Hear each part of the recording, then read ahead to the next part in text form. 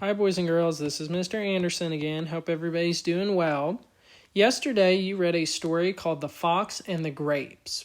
Today, I would like for you to reread the story all on your own, making sure that you sound out any words that you're not familiar with.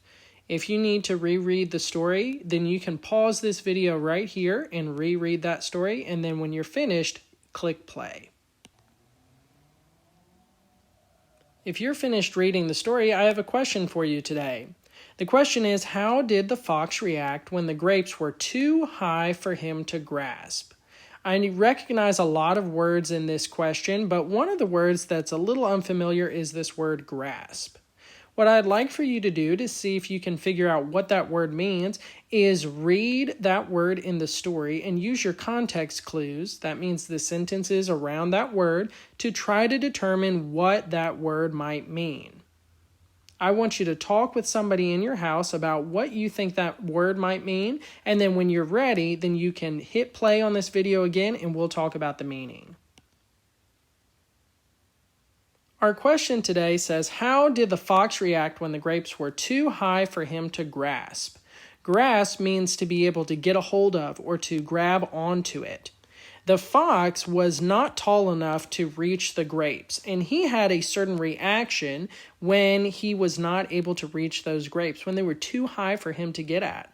What I'd like for you to do is I'd like for you to get a blank piece of paper, and don't forget to put your name and date at the top like we always do at school, and I would like for you to write this question right up here on the top so you don't forget what you're responding to. Go ahead and pause the video if you need to and fill out your paper and then hit play when you're ready. If you're ready to move on, we're going to answer this question. This says, how did the fox react when the grapes were too high for him to grasp? I would like for you to write down the reaction that the fox had when he realized that the grapes were too high up and he could not get at them. I want you to make sure that you remember to use capital letters if you're talking about somebody's name or if it's the beginning of a sentence. Don't forget to also add end punctuation if you need a question mark, a period, or an exclamation point. Make sure that your handwriting is nice and neat so that we can read it when we go to grade it at the end of the week. If you need a minute to respond to this question, then you can pause the video, and when you hit play, we'll talk about another question. There's another story that you've been reading called Babies.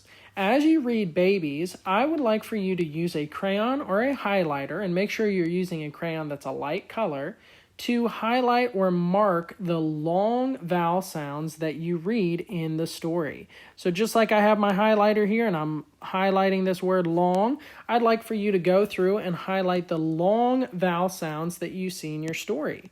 Now, we've talked about long vowel sounds before, but in case you need to remember, here is the way that we can remember which vowel sounds make a long sound or a short sound.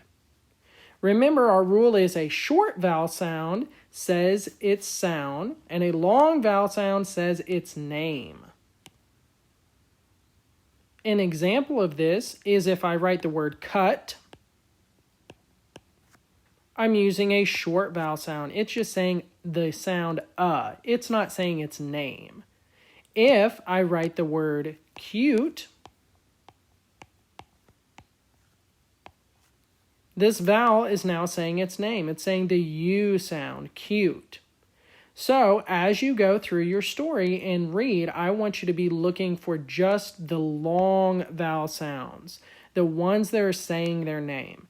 If they are not saying their name, like the U says right here with cut, you can ignore those vowel sounds.